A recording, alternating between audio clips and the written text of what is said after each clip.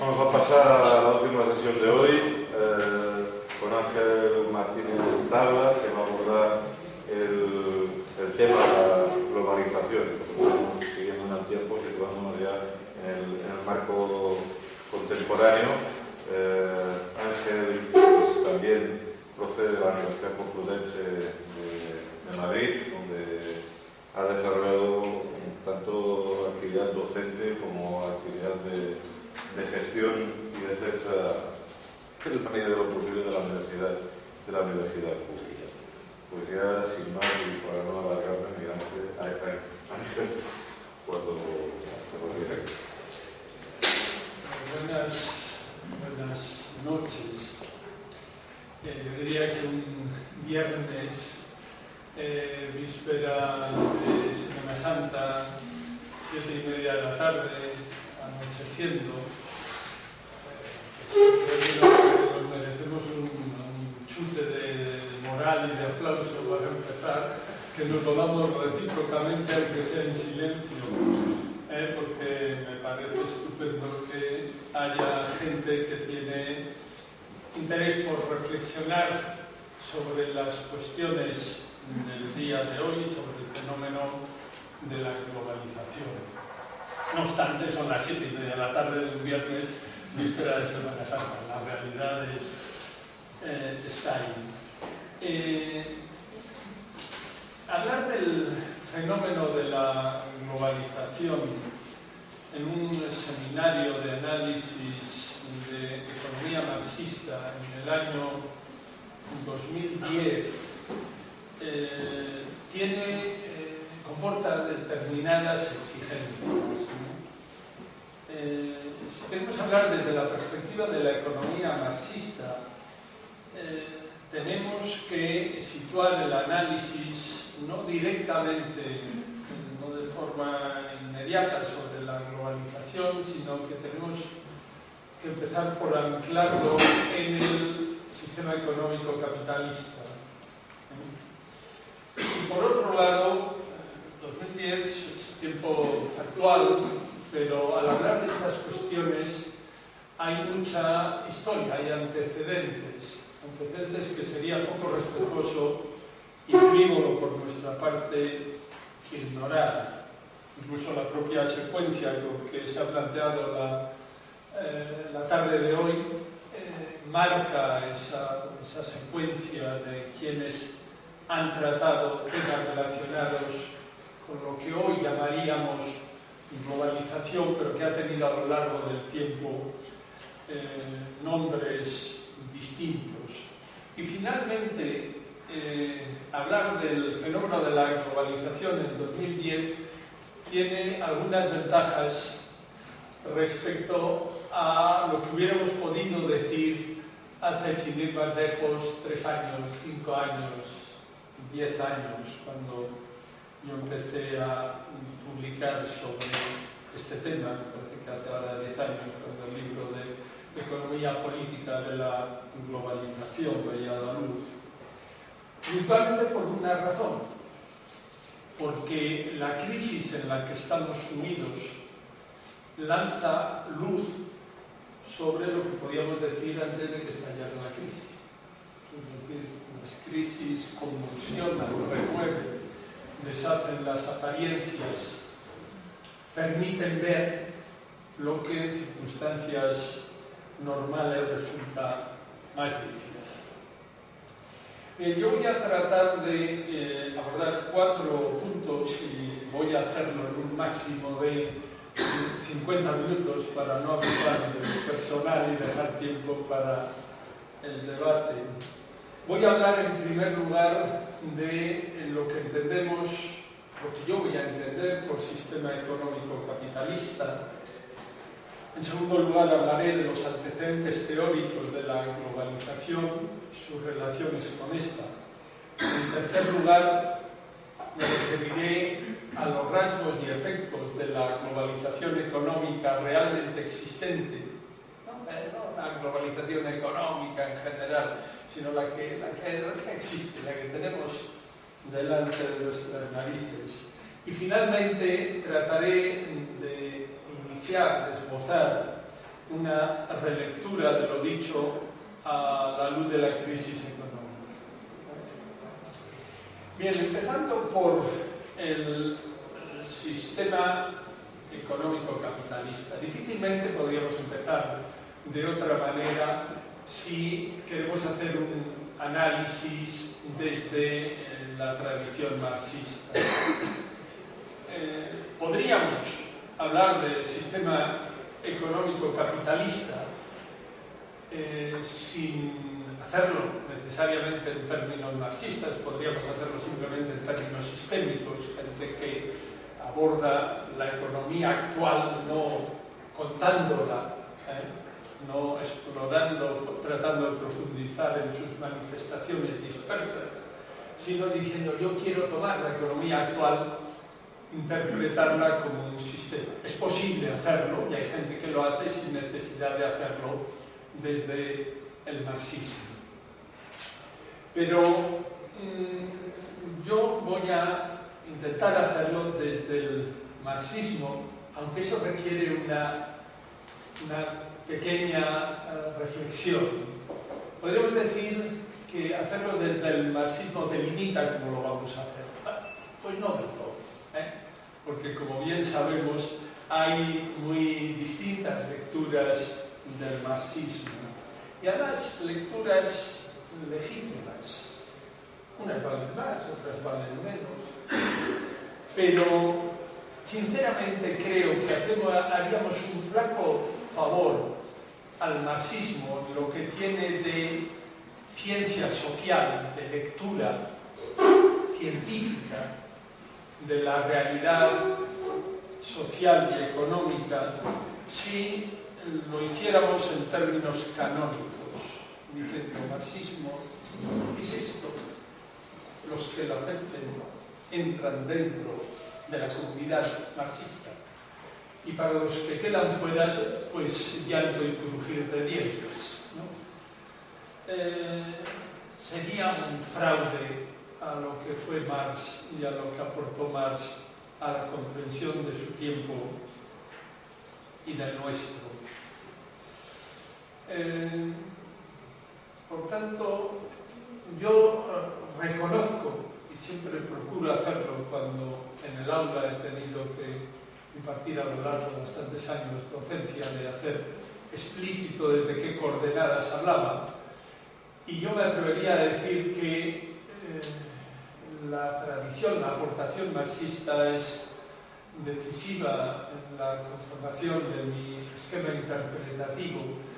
Ahora, no me gusta definirme como marxista, no me importa que me digan que lo soy, y que el otro día en un curso en la Facultad de Económicas de la Complutense alguno decía, en un curso de doctorado, decía, Carlas es más marxista de lo que dice, y tal, pues, si tú lo piensas, pues estás en tu derecho de pensarlo. Yo reconozco la profunda influencia que en mi pensamiento tiene la aportación de Marx, pero no pretendo que sea la única. Es decir, tiene una influencia dominante, me atrevería a decir, pero tiene influencia en mi forma de pensar actual y de interpretar la realidad, ciertas corrientes institucionalistas, tiene influencia en el momento actual los enfoques de economía ecológica, por no decir los keynesianos, con quienes he tenido, o los serrafianos, con quienes he tenido ocasión de trabajar. Bien, para delimitar el sector hemos visto como Javier Martínez Peinado lo delimitaba en términos del esquema completo de circulación del capital de A de prima, pasando por la producción y atravesando luego la realización de la venta de las mercancías producidas. Parece que es totalmente esclarecedor y legítimo. Sin embargo, yo voy a enfatizar algo que creo que es compatible con eso, pero que subraya otros aspectos, ¿no? Yo, tratando de establecer cuáles son los componentes y relaciones que delimitan lo que es marxismo, subrayaría que el marxismo tiene para poder, el capitalismo tiene para poder existir tienen que existir unas condiciones necesarias, que son las que Marx aborda en el capítulo 4 del libro primero de la acumulación originaria del capital.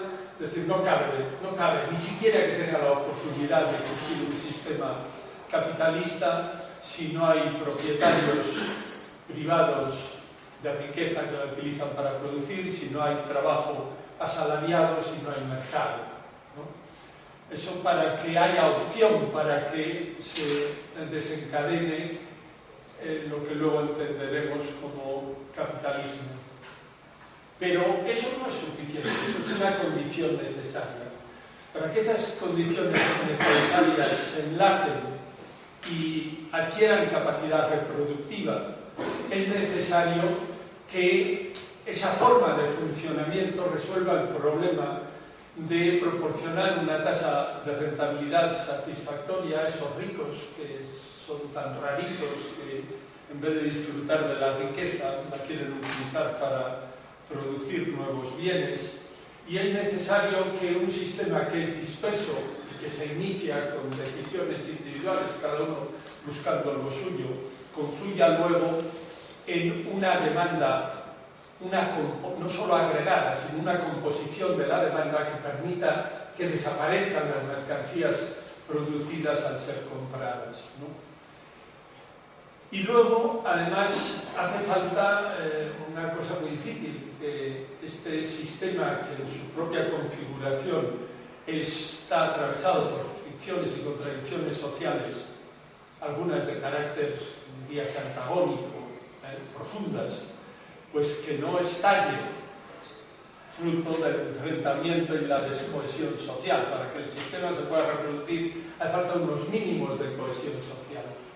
Y si conseguimos tasa de ganancia, demanda y unos mínimos de cohesión social, el sistema capitalista adquiere capacidad reproductiva, ¿no? Es capaz de reproducirse. Luego, para poder hacerlo satisfactoriamente, tendrá que resolver bien las relaciones mercantiles, la relación salarial, el dinero, la distribución del ingreso y el asentamiento espacial. Bien, esta lectura del sistema económico capitalista en estos términos nos da las claves del sistema económico capitalista, que vamos a necesitar para hablar luego de comportamiento. Pero yo creo que no es suficiente, porque para que estas claves luego operen en la práctica y se materialicen de forma diversa a lo largo de la historia, hace falta una dimensión institucional importante, hace falta regulación. No se combinan solas. Es decir, de la misma manera que un coche, aunque tenga motor y tenga todas las piezas, pues si no tiene aceite, pues se griparía, ¿no? Pues lo mismo podríamos decir de las instituciones. Puede haber todos esos componentes, pero si no hay las instituciones adecuadas, si no hay regulación, una combinación de diversos tipos de regulación, difícilmente eso va a funcionar. Y las regulaciones pueden ser diversas. Puede ser regulación mercantil, puede ser regulación consciente pública.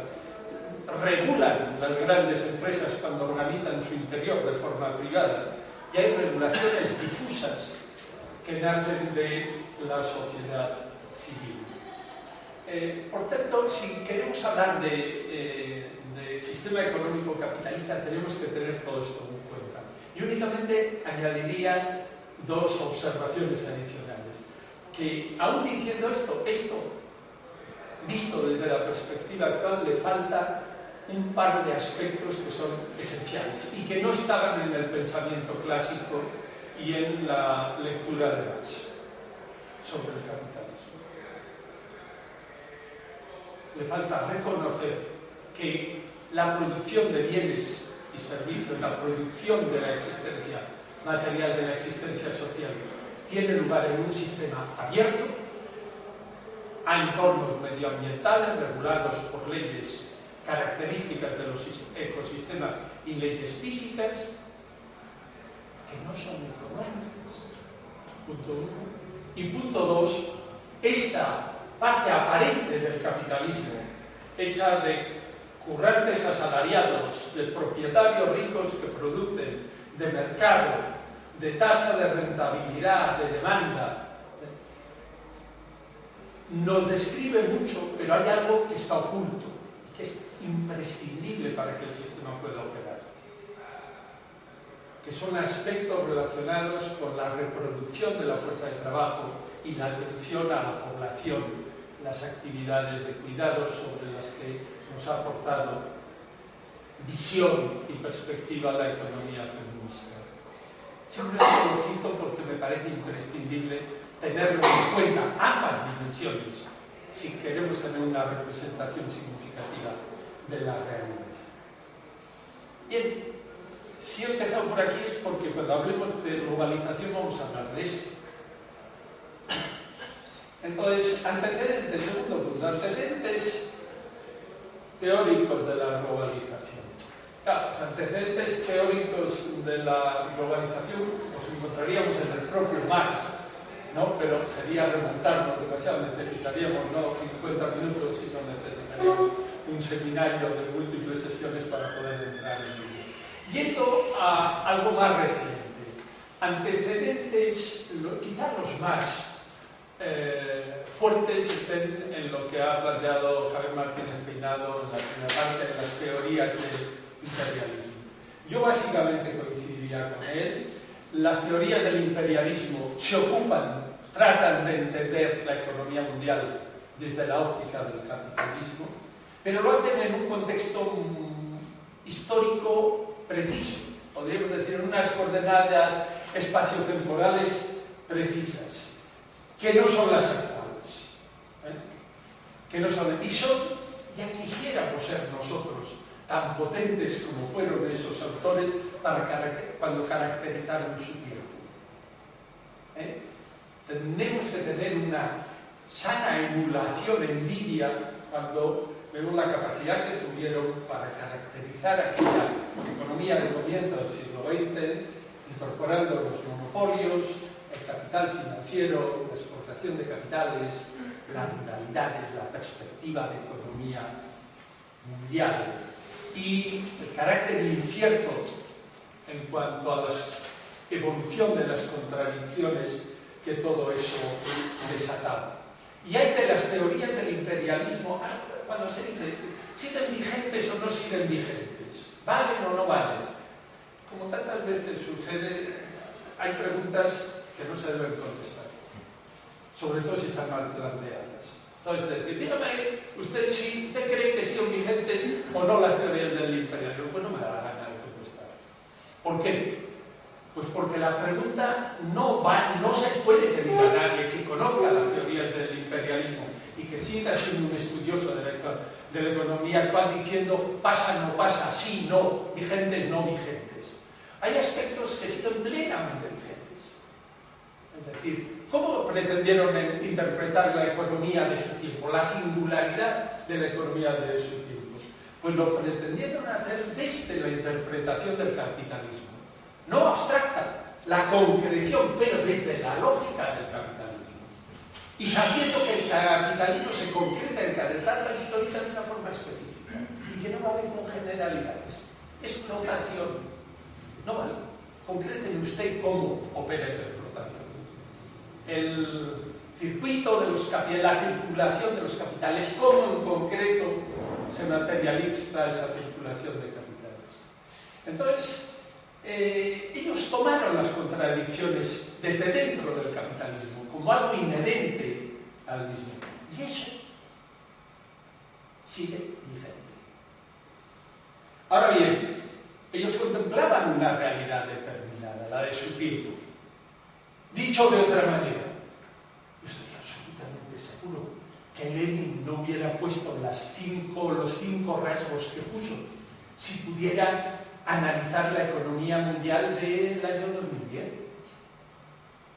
y hubiera aplaudido con gran entusiasmo a autores que un siglo antes caracterizaron la economía de su tiempo a partir de esas 5 condiciones. ¿Pero qué necesidad tenemos de aferrarnos a una lectura canónica que tergiversa la realidad? Y estoy diciendo que hay aspectos cruciales que siguen teniendo importancia. importancia, porque permanecen los monopolios, permanece incluso en el momento actual el dominio de las finanzas. Pero, por ejemplo, el capital financiero de que hablaba Hilferding no es el capital financiero de hoy. El capital financiero de hoy no nace del maridaje del capital industrial y del capital bancario. Hay que entenderlo, si queremos entender, en otros términos. Y el hecho de que las teorías del imperialismo incorporaran la exportación de capitales a la vieja para ellos, incluso exportación de mercancía, y dicen, es que están hablando de lo mismo, de las multinacionales. No es verdad. Pero están hablando de la inversión extranjera directa muy relativamente, porque era otro tipo de inversión extranjera directa la que entonces existía. Con independencia de que aparecen ahora nuevos fenómenos que entonces no existían. Como antecedente valiosísimo, seríamos suicidas si renunciáramos a lo que nos aporta. Pero defraudaríamos, deformaríamos lo que aportaron los autores si pretendiéramos aplicarlo rígidamente a una realidad distinta. Ha habido otras aportaciones sobre las que paso rápidamente, como lo que Pepe Dennis habrá hablado al referirse al desarrollo desigual, a las teorías del subdesarrollo. Tal vez hasta haya citado la teoría de la dependencia. La teoría de la dependencia centro-periferia adopta una perspectiva mundial y está entre antecedentes de un cierto enfoque marxista. En demasiados casos más voluntarista que real en muchos autores, porque en muchos casos algunos autores, cuando plantean el enfoque de la dependencia en términos de centro-periferia, lo hacen con una concepción demasiado laxa de lo que es el sistema económico capitalista, más en el ámbito de la circulación que en las relaciones sociales de producción. Pero está ahí, como está la aportación del primer Amin, no el Amin del siglo XXI, ni siquiera el Amin de finales del XX, es decir, no el Amin de la desconexión y la obra posterior, sino la acumulación de capital a escala mundial, la acumulación capitalista mundial, pues se sitúa en una perspectiva mundial para entender los procesos. O desde otra óptica más sociológica, el propio Wallerstein, ¿no? Es decir, seamos respetuosos con nuestra herencia y asumámosla para que nos fertilice sin tener una actitud beata ante ella. Bien, de aquí partimos. Y de aquí partimos cuando tratamos de entender qué está pasando en la economía mundial actual. Y en qué medida eso es interpretable en términos de globalización. Hay palabras que son malditas, ¿no? Porque alcanzan tal popularidad que se convierten en fetiches polisémicos que no sabes de qué se habla. A mí me ha sucedido en alguna ocasión, precisamente en Barcelona, hace algunos años, coincidió la publicación del libro de economía política de la globalización y con la publicación de otro autor español que ha vuelto a publicar ahora sobre la crisis, Guillermo de la Dehesa, sobre comprender la globalización. Entonces estuvimos de bolos por España en diversos sitios actuando juntos para hablar de la globalización. Y recuerdo que precisamente en Barcelona pues nos enzarzamos en una discusión sobre los efectos de la globalización. ¿Cómo vas a decir que no son positivos? Claro. Hasta que en un rato de lucidez de repente le dije, Guillermo, ¿tú de qué estás hablando? ¿No? Y descubrimos que estábamos hablando de cosas distintas. Entonces hubiéramos podido seguir ilimitadamente discutiendo sobre globalización, qué opinas, los efectos son positivos o negativos, cuando nos separaban muchas cosas, entre otras, que no hablábamos de lo mismo. Entonces, globalización, vamos a ver muy rápidamente. Yo la interpretación, la delimitación más productiva que he encontrado después de estar 10 años trabajando sobre este tema y haber publicado pues, muchos artículos sobre aspectos parciales además del libro general, de globalización es como sinónimo de mundialización, ¿no? De aumento de las relaciones exteriores. No, sí, cuando el aumento de las relaciones exteriores de un determinado entorno alcanza rango mundial. Es decir, cuando los componentes, los procesos que provienen o afectan al ámbito mundial exigen tomar en cuenta este ámbito mundial, la dimensión espacial, para poder ser captados e interpretados. Es decir, cuando estamos en una situación que solo desde lo mundial entendemos los fenómenos que analizamos, estamos ante manifestaciones de globalización o mundialización. No quiere decir que esto pueda afectar a la economía y otras muchas cosas. En la medida en que hay manifestaciones de rango mundial, puede haberlo en el terreno de las ideas, de los valores, en el terreno de la política, el terreno de los comportamientos ecológicos. Estamos hablando de comportamientos de la biosfera o perturbaciones que afectan a la biosfera. Con lo cual, diversidad de mundializaciones, múltiples variantes de mundialización, de distinta naturaleza, de distinto rango, de distinta reversibilidad. Con lo cual, a menudo, lo que es propio de una variante se aplica a otra indebidamente, con lo cual la ceremonia de la confusión aumenta. Nosotros hablamos de globalización económica. Entonces, ¿de qué hablamos? Pues de la mundialización de los procesos de producción, distribución, intercambio y consumo de bienes. Y como da la casualidad que en el tiempo actual esos procesos no tienen lugar de forma genérica y universal, sino que tienen lugar en términos de capitalismo. Cuando hablamos de la globalización económica actual, estamos hablando de la mundialización del sistema económico capitalista. Y esto también crea sus dificultades. Crea sus dificultades porque el capitalismo, desde que era pequeñito, yo diría que desde que era un lactante, era un lactante que tenía tendencia a salirse de la cuna y a invadir todo lo que alcanzaba. No se paraba en su cuarto, pasaba, se movía por toda la casa. Es decir, el capitalismo ha tendido a extenderse con una tendencia innata. Lo que pasa es que cuando era pequeñito y tenía poca complejidad y poca fuerza y sus elementos no le daban para alcanzar muy lejos, pues no alcanzaba más de donde alcanzaba. Pero su tendencia expansiva aparece desde el principio. Con lo cual, podemos encontrar rasgos de comportamiento a escala mundial del capitalismo desde etapas tempranas. Con lo que nos vemos en un problema. Si entonces aceptamos que desde que aparece la primera etapa, la primera manifestación de comportamiento mundial del capitalismo, debemos hablar de globalización, pues vamos a hablar de globalización en un proceso que abarcará siglos. Y cuando abarcamos tanto, apretamos poco. Si lo delimitamos de forma tan amplia, podemos solamente decir cosas muy genéricas.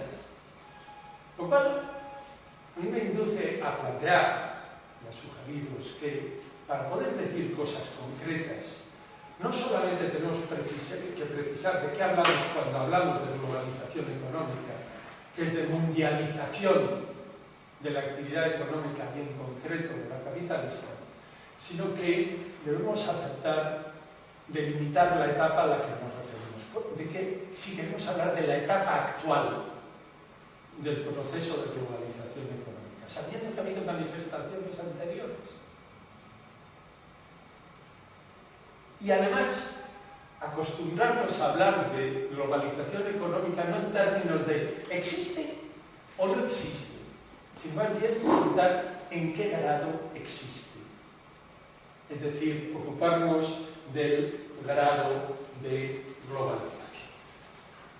La globalización económica de esta etapa. Mi propuesta, si se quiere podemos luego profundizar en ella, pero mi propuesta es que tomemos la etapa actual del proceso de globalización económica, la que se inicia a comienzos de los años 70, por razones diversas, porque el hundimiento de Bretton Woods, la libertad de movimientos de capitales a escala mundial, el colapso de la forma de regulación del capitalismo de las décadas precedentes, del Fordismo. Hay una serie de factores que dicen, quizá si tomamos este periodo podemos hablar con un poco más de precisión que, por ejemplo, si tomáramos desde la Segunda Guerra Mundial, o si nos desplazáramos más tarde, dijéramos, desde la caída del socialismo real.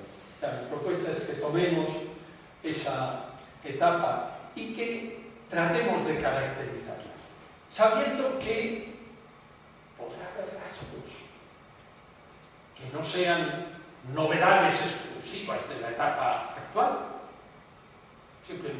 que han existido anteriormente.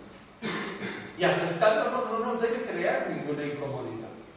Lo que sí me importa es caracterizar bien los rasgos de la etapa actual. Entonces, mi propuesta es que los rasgos de la etapa actual hay que señalar que están marcados no solamente por el capitalismo, sino por una cierta lectura del capitalismo que asciende de forma acelerada a partir de los 80, que es la lectura neoliberal. O sea, que no llamarla globalización neoliberal con ánimo de insultarla, sino es decir que es neoliberal para poder mejor caracterizarla. Es decir, es una globalización neoliberal.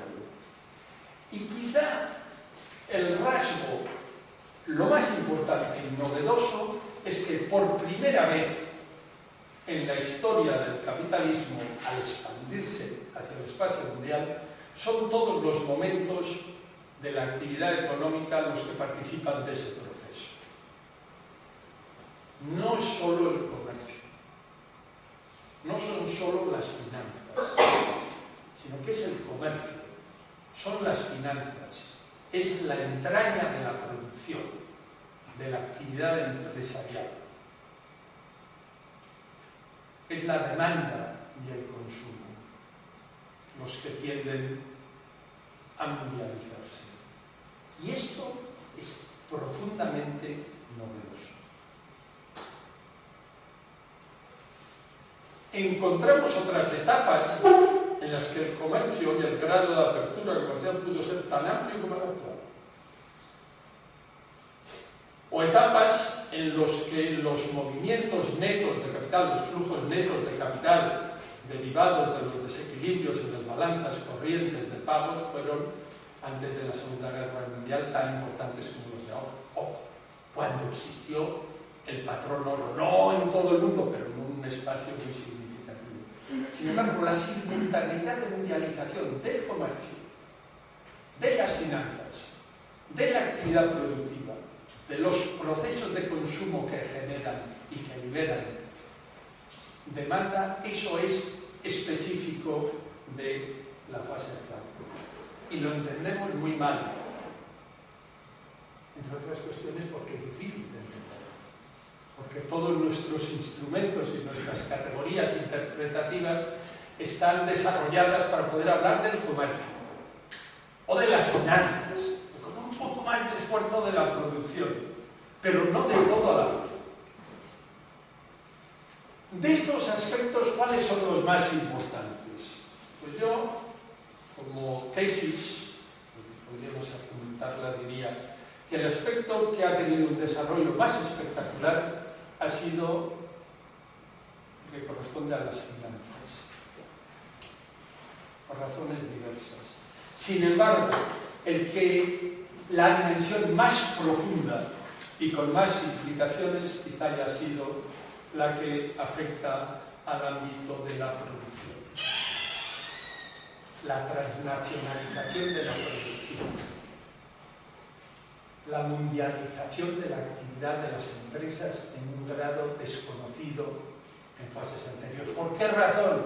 Y vuelvo al enfoque demasiado, porque la producción comporta implicaciones y determinaciones superiores a los fundamentos de la actividad económica. ¿Y cuál ha sido la gran ausencia de este proceso de mundialización? Lo que menos se ha mundializado.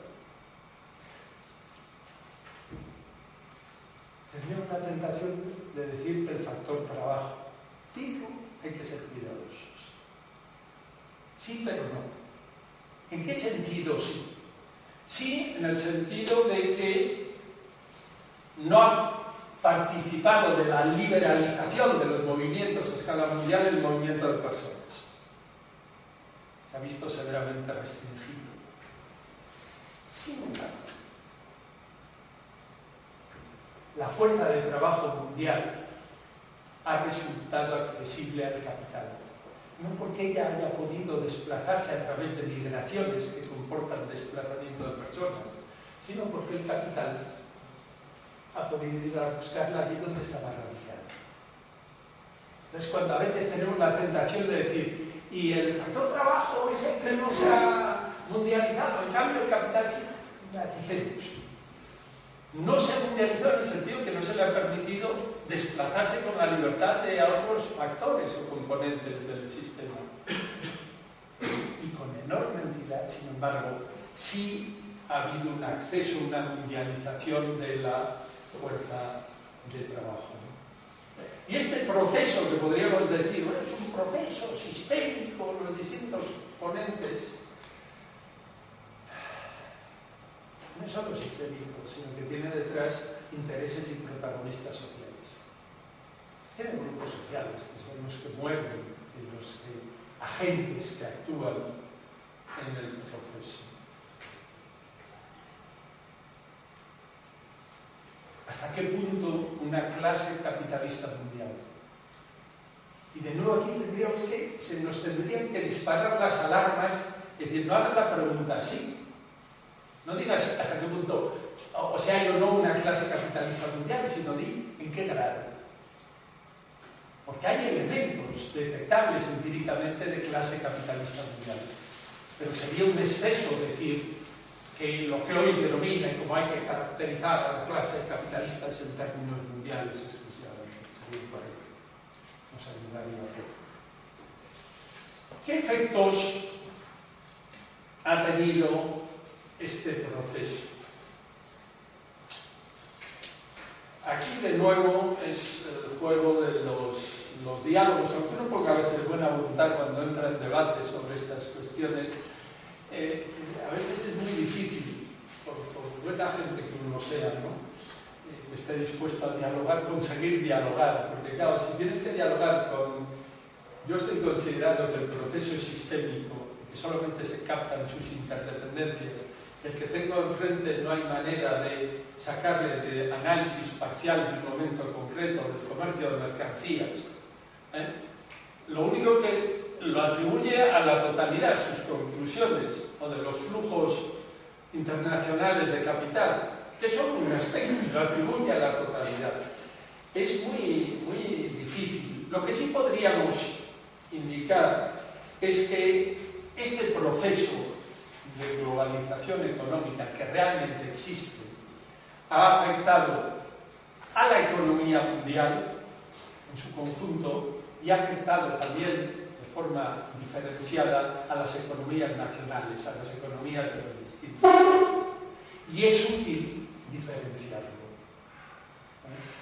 Podríamos recorrer cada uno de los vínculos económicos que se mundializan, tratando de ver qué efecto. ¿Qué efecto tiene la mundialización del comercio? ¿Qué efecto tiene la mundialización de las finanzas? ¿Qué efecto tiene la mundialización de la actividad productiva? Pero también podemos, y es útil, desde una perspectiva sistémica, tratar de plantear algunos impactos de la globalización tomada desde esa visión más amplia y no desde análisis parciales. Entonces podríamos subrayar algunas cuestiones que son útiles, y es que ha habido como consecuencia de la globalización, de repente en un mundo vez más pequeño y por más cercano, por más interconectado, resulta que para los capitales el mundo se ha ensanchado, porque se ha ensanchado el espacio en que han podido valorizarse. Han descubierto nuevas fronteras, han atravesado nuevas fronteras. Y lo han hecho llevando de la mano a una relación que no se identifica con el capitalismo, pero que es muy importante en el capitalismo, que es la relación mercantil. Vosotros sabéis, no tengo que profundizar en ello, que es, aunque por muy habitual que sea, es muy sesgado, muy impreciso y muy perverso confundir capitalismo con economía de mercado. Pero es indudable que el mercado y la relación mercantil existen y se generalizan bajo el capitalismo. Y luego ha provocado la globalización a escala mundial un cambio profundo en la correlación de fuerzas. Ha favorecido a lo que es móvil y ha perjudicado a lo que tiende a estar radicado y con una movilidad limitada. Ha favorecido al capital y ha perjudicado al trabajo. Y también ha cambiado la correlación de fuerzas entre distintas fracciones del capital. Ha modificado la formación de la demanda, eso que decía Javier, ¿no? Para autorreproducción, autocentrada en los salarios, entonces, que aparezcan como demanda, pues al crecer la globalización de nuestro tiempo, pues eso se modifica. Es imposible que haya planteamientos que puedan obviar la necesidad de que los salarios aparezcan como parte de la demanda agregada si conseguimos que nos compre el resto del mundo al que no le pagamos nosotros salarios. Es evidente que eso no lo puede generalizar el sistema simultáneamente para todos los países, pero le ofrece un margen de juego nada especial, ¿no? Y también subrayaría yo que ha tendido a crear un déficit institucional, y recordar la importancia que le daba al principio a las instituciones dentro del capitalismo, un gran déficit institucional en el espacio en el que opera el capitalismo. Podríamos decir que el capitalismo vivió una etapa que fue esplendorosa desde el punto de vista de logros agregados, del 50 al comienzo de los 70, en que el espacio en que operaba y se reproducía el capital estaba plagado de instituciones reguladoras de ámbito público, consciente, con capacidad para influir en las reglas de juego. Y no le fue nada mal, pero le obligó, le condicionó, y a determinadas fracciones del capital social le resultó profundamente incómodo. Como consecuencia de la fase actual de la globalización económica, podríamos decir que el espacio en el que operan los capitales se desplaza y se ensancha, y la capacidad reguladora no lo hace en la misma proporción. Y se crea un déficit institucional respecto al que existía en periodos anteriores. Ahora, la globalización no solamente afecta al conjunto de la economía mundial, sino también la globalización afecta a las distintas economías. Y lo hace de forma desigual. Podríamos decir que la mundialización para las economías particulares en potencia puede crear oportunidades y provocar amenazas. Pero esto no lo reparte equitativamente. Entonces, se plantea un tema enormemente importante. ¿Y de qué depende poder beneficiarse de la globalización en vez de ser vapuleado por ella? Porque si nosotros supiéramos, tendríamos una clave muy importante. ¿Afecta la globalización por igual a Centroamérica y a Estados Unidos? ¿Afecta por igual a la Unión Europea y a Turquía? No. ¿Dentro de la Unión Europea afecta por igual a Alemania y a Grecia? No. ¿De qué depende? Y si supiéramos de qué depende, ¿cómo podemos actuar sobre esos elementos para tratar de prevenir los impactos negativos y desarrollar los positivos? Es un tema de enorme interés. De enorme interés no para la especulación, sino para los análisis empíricos. O sea, ahí están en potencia tesis doctorales interesantísimas para quienes se decidan a abordarlas, ¿no? Aplicándolas a un país concreto o una comparación entre países, ¿no? Bien, tenemos con esto lo que es una caracterización de la globalización económica actual. En términos quizá incómodos, porque yo sé que es más simpático y mejor decir todo malo, ¿no? También hay mucha gente quizá pues, que nos abundan es decir casi todo bueno, ¿no? Lo derivado de la globalización. Entonces esta invitación a aproximarnos de forma más analítica, más rigurosa a lo que es y a lo que implica la globalización es incómoda, pero mi opinión es que es fructífera. Termino con la última parte. Hace 3 años, hace 5, hace 7, pues me hubiera parado aquí. O sea, me hubiera parado aquí. Si en vez de una sesión hubieran sido pues, un curso de posgrado, pues hubiéramos dedicado pues, 60 horas a profundizar en esto que he planteado en 45 minutos, ¿no? Pero ahora tenemos lo que nos aporta la crisis. Yo creo que no podemos renunciar a intentar utilizarlo para ver si modifica algo de lo que hemos dicho, ¿no? A la luz de la crisis, ¿qué podríamos subrayar? Pues hombre, yo diría que a la luz de la crisis se puede enfatizar que es muy conveniente tratar de entender los fenómenos y los comportamientos sin olvidar la lógica sistémica del capitalismo, su composición, sus elementos, los que le permiten funcionar, sus concreciones. Es decir, no debemos dejarnos llevar por los impactos deslumbrantes de, por ejemplo, de las finanzas, y olvidándonos del capitalismo, decir, vamos a seguir la pista de la subprime, porque son las que están en el origen de lo que ha pasado. No.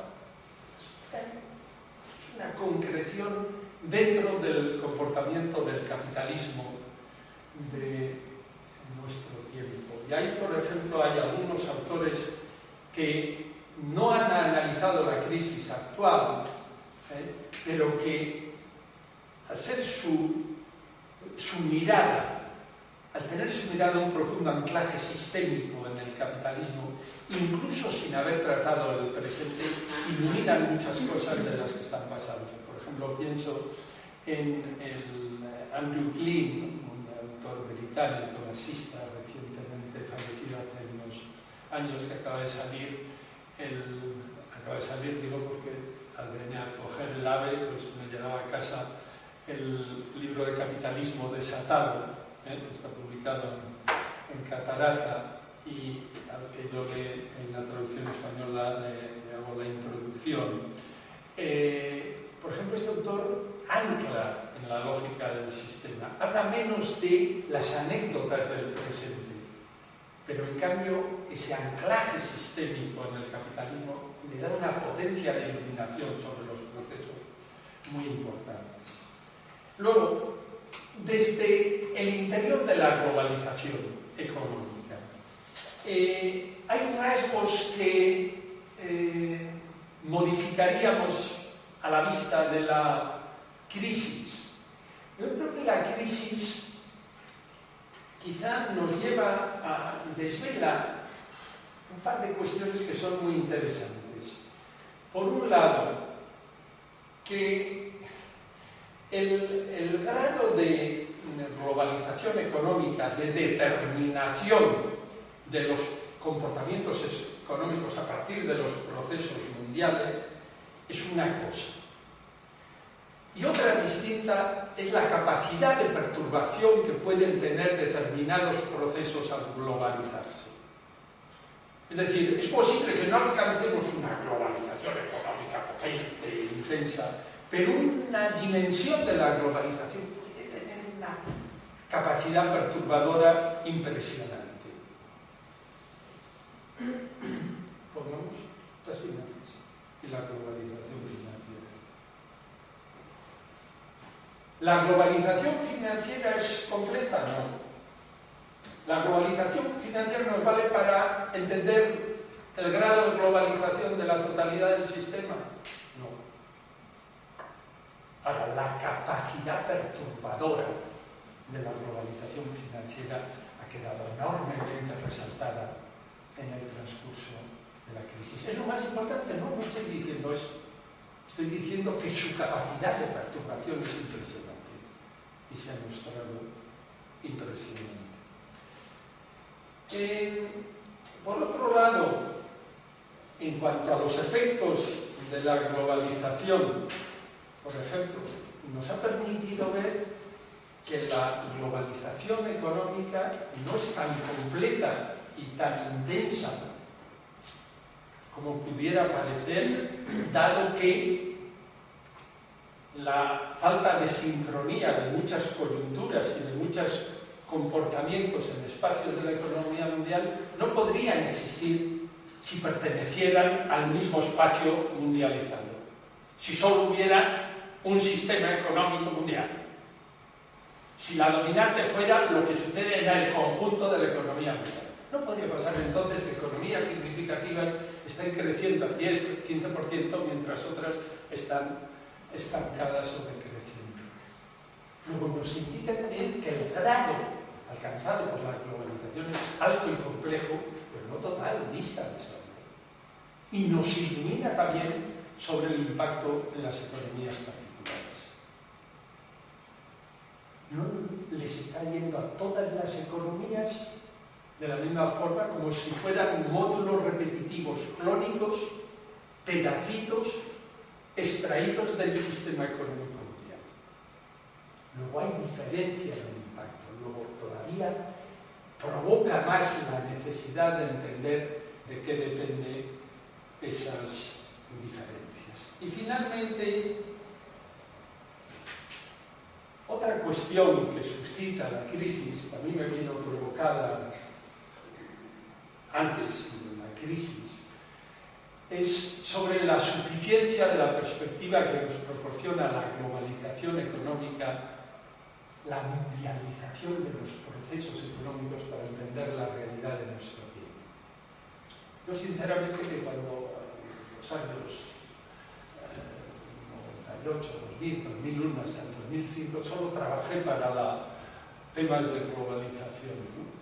Porque además creía que ahí estaba una clave interpretativa de una potencia impresionante. Y fui topándome con elementos que me llevaban a decir sí, es un fenómeno con una influencia profunda y duradera en la conformación, en el futuro de la economía mundial, pero hay otros elementos que pueden tener un rango que hay que tomar en cuenta de forma separada. No solo globalización. Es decir, hay otro, que yo llamo los dos libros de economía política mundial, publicados en Ariel, lo que llamo fuerzas estructurantes. Hay otras fuerzas estructurantes dentro de la economía mundial. Principalmente me referiría a la dimensión medioambiental de la existencia social, a la dimensión ecológica, a las tecnologías de la información y la comunicación con lo que pueden comportar de revolución tecnológica, ya la financiarización.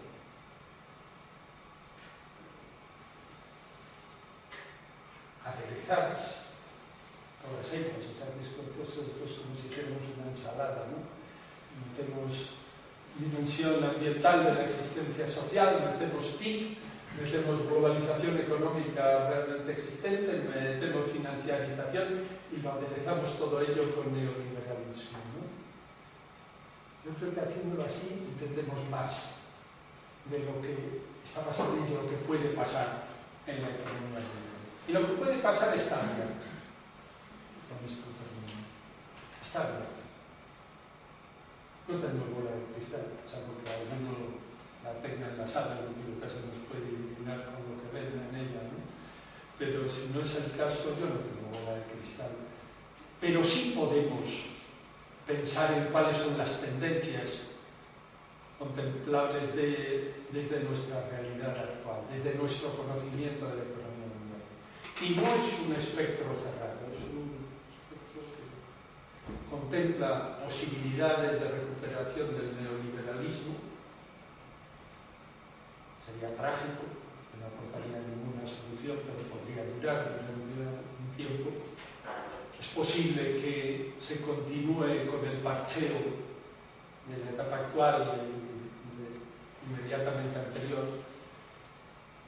Y cabe pensar, teóricamente cabe plantear que hay un escenario de reformismo radical y complejo dentro del capitalismo. Fácil de enunciar, difícil de dotarlo de las condiciones para que pueda existir y con una virtualidad temporalmente limitada en sus logros, es decir, capaz de dominar la dimensión ambiental de la existencia social, las TIC, de desmontar la financiarización para poner las finanzas al servicio del sistema económico y no a la inversa. Y esto también nos lleva a pensar, cuando pensamos desde esta perspectiva, nos lleva a pensar si fuera del capitalismo si existe vida o no. Esto es como si cuando desde la Tierra oyes a los astrónomos y dicen, parece que ya es un resultado en que hay las condiciones para que se reproduzca, existe una vida similar a la que conocemos en el planeta Tierra. Esto lleva a la pregunta también, ¿hay posibilidad fuera del capitalismo? En términos teóricos e históricos, la respuesta no ofrece duda. El capitalismo es un producto histórico, temporal, concreto. No es el sistema económico necesario, natural, ni de mandato divino. Ahora, ¿cómo hablar con seriedad y con fundamentos de lo que sería necesario para que emergiera y se consolidara un desarrollo alternativo distinto del capitalismo? ¿Qué principios lo orientarían? ¿En qué base social se apoyaría? ¿Qué lógica reproductiva y sistémica le podría permitir no ser una anécdota, sino existir con rasgo sistémico?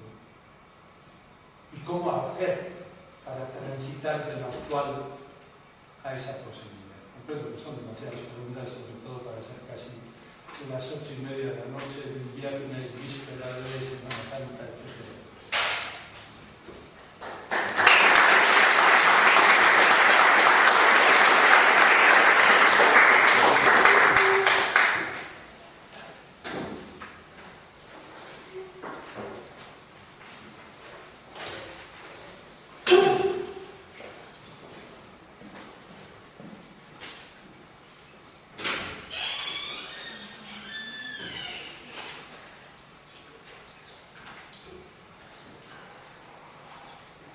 Estos silencios así densos puede interpretarse como consenso general o disenso tan profundo de no levantar la mano.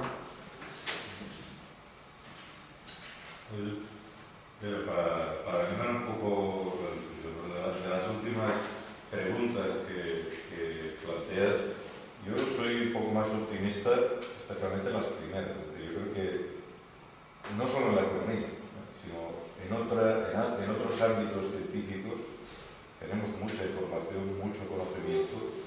cómo podríamos articular una sociedad sostenible, más equilibrada. Sabemos técnicamente cómo podríamos reducir el hambre, cómo podríamos reducir el cambio climático, cómo podríamos reducir el consumo energético, cómo podríamos disponer de una alimentación más variada. Si tú hablas con un ingeniero agrario, con un especialista en metodología, es decir, esas respuestas técnicamente las disponemos. El problema para mí más complejo es el último. Es decir, tenemos orientaciones, no quiere decir que no queden muchas interrogantes, pero yo creo que en el conocimiento ciudadano y más en el contexto de crisis, eso queda, al menos entrevisto, esa posibilidad de horizonte, y probablemente hay que insistir mucho en él. El problema más complejo es el problema cómo se transita de una sociedad gobernada por monopolios, por monopolio de la información, por monopolio del poder militar, con pobreza cultural, con cómo se crea un sujeto que transite hacia ese otro tipo de sociedad alternativa, ¿no? Entonces, claro, también, ¿no?, a nivel las cosas que se te ocurren, pues quizás en base a insistir en esas respuestas factibles que conocemos, que sabemos de cómo podría organizarse la vida social, incluso en el terreno sanitario, por ejemplo. Hay muchas propuestas y que no son viables por los intereses que operan en el corto plazo y que predominan y que imponen a la sociedad, ¿no? Sí, pero la casualidad, Ramón, que estamos en una facultad de economía que se supone que se mueve en el ámbito de las ciencias sociales, o sea que no nos vale simplemente con que existan posibilidades teóricas y técnicas y soluciones, y aquí, imagínate, incluso en el terreno es que estamos en un terreno en que no solo las relaciones sociales, sino los grupos sociales, las dinámicas sociales son determinantes. O sea, pongamos frente, incluso en un ámbito más estrecho. ¿Habría soluciones técnicas para solucionar las perturbaciones que han creado y tienen una gran probabilidad de seguir creando las finanzas sobre el funcionamiento de la economía y la condición de vida de la gente? ¿Habría soluciones técnicas? Sí. ¿Y qué? O sea, sería peor que no las hubiera, ¿no? Pero quiero decir que simplemente con que haya soluciones técnicas no implica que vaya a haber aplicaciones prácticas. Se saben cosas, por ejemplo, en relación a los efectos perturbadores del cambio climático, de la contaminación Sí, hay soluciones, hay grados de incertidumbre, o sea, no hay certezas, pero es que en la ciencia es muy normal que no haya certezas. O sea, las certezas existen en el dogma y en la religión, pero en la ciencia no. Por tanto, hay mucho conocimiento que permitiría acción, sí. ¿Se podría acabar con el hambre en el mundo? Sí. ¿Podría mejorar la atención sanitaria? Sí. Pero, coño, somos, digamos, estudiosos o científicos sociales y sabemos que el comportamiento de los procesos sociales no depende de que haya diseños de aula, diseños de teoría, diseños de laboratorio para que puedan convertirse en realidad. Porque hace falta que haya una base social que lo sustente. De la misma manera que hay una base social que sustenta lo existente. Política. Política. No, política y social. Poder, también poder. Pero también una base social. Grupos sociales. Un entramado de grupos sociales. No voy a hablar de sujetos sociales. Pero, digamos, y luego poder. Y luego plasmación en el plano político. ¿Por qué se mantiene lo actual, lo que estamos describiendo? Porque cada vez que se presenta a un concurso de perfección de soluciones técnicas o tiene la calificación más brillante, no.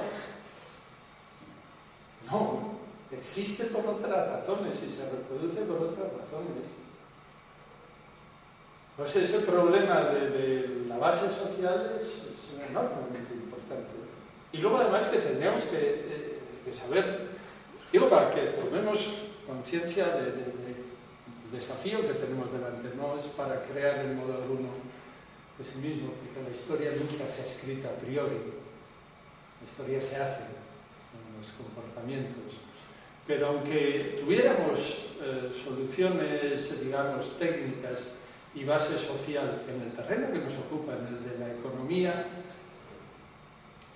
decimos, y hemos empezado por hablar, conocemos este sistema económico, que no es un producto de aula del capitalismo, porque ha existido, hemos podido analizar y entender cuáles son sus componentes, sus relaciones, su lógica, en qué... y sabemos que su lógica le permite hacer ciertas... Es muy maleable, pero le permite hacer ciertas cosas, pero se siente incómodo haciendo otras. Nosotros lo podemos utilizar a nuestro servicio, sin más. O sea, tiene su lógica, tiene su... Y tenemos un sistema sustitutivo que lo cambiamos, como cuando cambiamos un pendrive en el ordenador, le digo, quitamos el pendrive del capitalismo, enchufamos el del sistema que nos gusta y empieza a operar. ¿Lo tenemos? Pues diseñado y el pendrive, yo creo que no.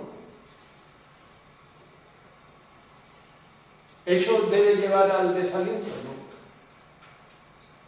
Ahora, el aliento se construye a partir de tener capacidad de asumir y enfrentarse con la realidad, no de ignorarlo. La realidad es una...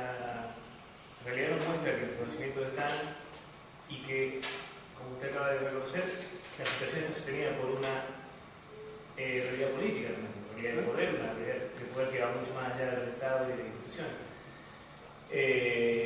Entonces, no se sabe exactamente, con certeza, hacia dónde se puede, hacia dónde se quiere llegar con una transformación, pero sí se sabe hacia dónde no se quiere llegar y dónde no se quiere estar.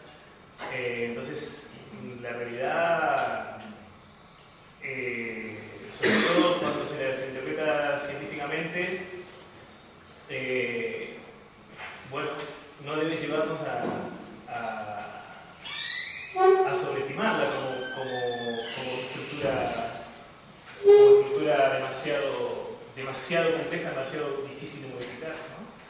No sé si me estoy pensando adecuadamente, pero quiero decir, tampoco a mí me parece peligroso cuando los análisis científicos se vuelven paralizantes, ¿no es cierto?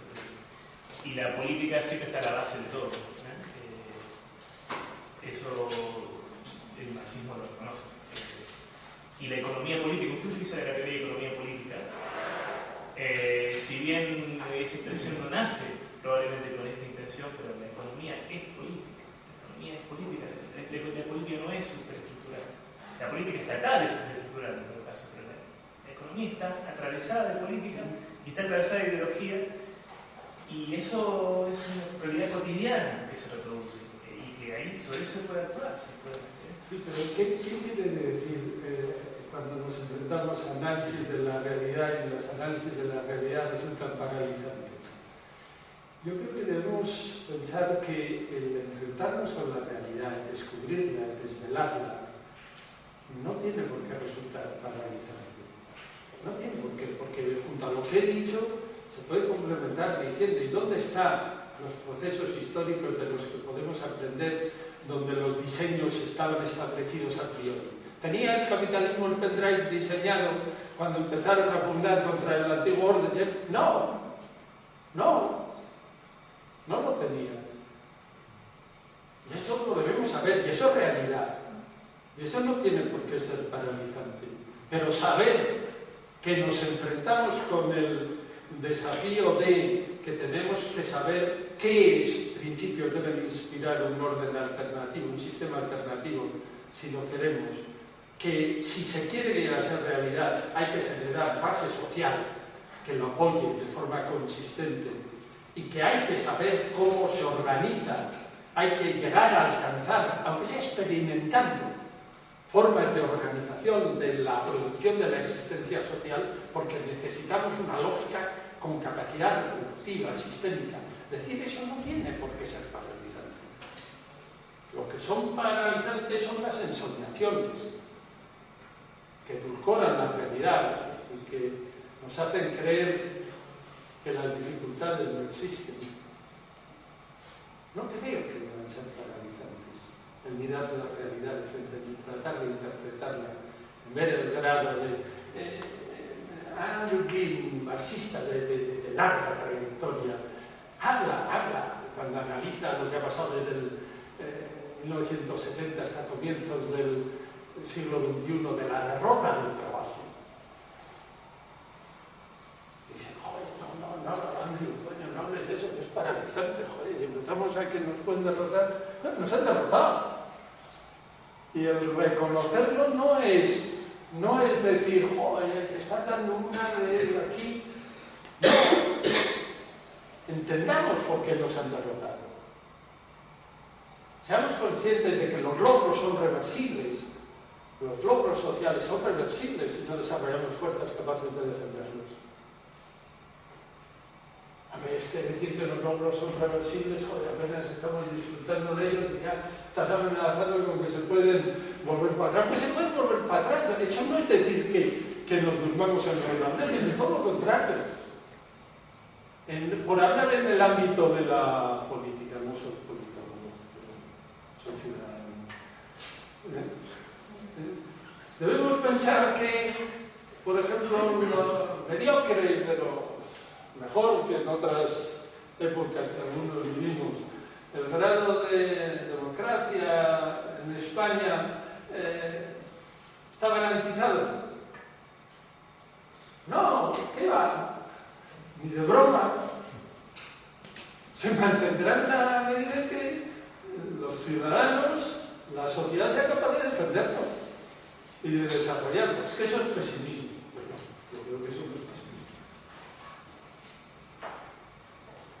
Yo creo que a mí lo que me resultaba conocido como una reflexión de paralizante es el dilema que usted planteaba, es decir, como que el no haber alternativa al capitalismo se reduzca a la metáfora del pendrive. Esa metáfora me parecía paralizante en términos de un fin de semana previo al feriado. Pero yo esa metáfora la criticaba, la citaba para criticarla, para decir que eso es absurdo. Vale, entonces, siendo absurdo, creo que entonces sí, esto se puede destruir. El capitalismo se puede destruir porque no es que se va a deshacer por sí mismo, tiene que generarse la voluntad de destruirse, ¿no? Y que sea destruido para construir otra forma de vida. Porque no sería muy científico pensar que por su divina, digamos, evolución, digamos, el capitalismo, iría en contra de sí mismo, ¿no? Es decir, las ciudadanas y los ciudadanos sí necesitamos construir el deseo y digamos, fortalecer a partir de bases empíricas, concretas, ¿verdad? Rigurosamente estudiadas, que eso es posible, es viable, y los factores que lo determinan son aquellos que a través de procesos sociales que implican muchísima tenacidad y mucho tiempo a la luz de las debilidades sociales que ahorita hay en el modo de movilización, es viable. Ahora, yo creo que lo que usted dice en términos de la conciencia, digamos, por ejemplo, de si la democracia, digamos, española, digamos, es reversible o no, el problema es justamente que cuando uno ve las nuevas generaciones, no lo crean así. Eso desde luego me parece más amenazante que el ser consciente de la reversibilidad. O sea, quiero decir, el creer que no, esto está conseguido y hagamos lo que hagamos, esto va a durar. O en el terreno de la economía, el tipo de prestaciones sociales y todo lo que... Si nos dormimos, pues tardaremos un poco en dar el paso siguiente hacia arriba. No, si nos dormimos te encontrarás con 3, 4, 5 pasos hacia abajo. Pero el problema es que hay unos indicadores que muestran que a partir, digamos, de los indicadores económicos de la economía española en el marco de la Unión Europea, que dan luces que no existe la movilización social que esté respondiendo a esa realidad. Y eso es un indicador real en términos sociopolíticos de cómo uno puede diagnosticar esta sociedad. Eso que usted dice, si nos dormimos, no, es que hay un adormecimiento y no se está teniendo la capacidad de reaccionar. Esto sí que es pesimismo. Bueno, ¿por qué? Digamos, ¿por qué? Porque no decía así un poco, sino aquí dice, no, ¿qué? Diablos hay. Porque yo creo que hay que asumir ese diagnóstico que usted decía con valentía, pero para cambiarlo. ¿Sí? Hay que llegar a la conciencia que se está dormido para querer despertar. Pero la economía, digamos, española no está muy lejos de la regresa y estamos viendo, digamos, el escenario que eso implica. Estamos viendo la discusión a ese nivel y acá las organizaciones no están a la altura. Hay que entender, permitir esta reflexión a lo que nos... Hay que entender la globalización para poder defenderse de ella, intervenir en los márgenes de libertad que todavía deja, impedir ese desarrollo. Hay que entender, aunque la comprensión a veces duela. Es lo mismo que un enfermo decirle al doctor, vengo a verle, pero procure decirme algo amable, porque no sé si tengo un cáncer o tal, pero usted trate de ser amable, porque si no los médicos ahí que son agoreros, pues no, mire, doctor, yo vengo a que usted me diga lo que tengo. Y quizá si sé lo que tengo puede haber tratamiento. Si creo que tengo una gripe y lo que se me está formando es un proceso de tuberculosis, eso pues sí, prefiero saber. Y todo lo que he intentado es invitar a saber. Aunque no siempre sea amable,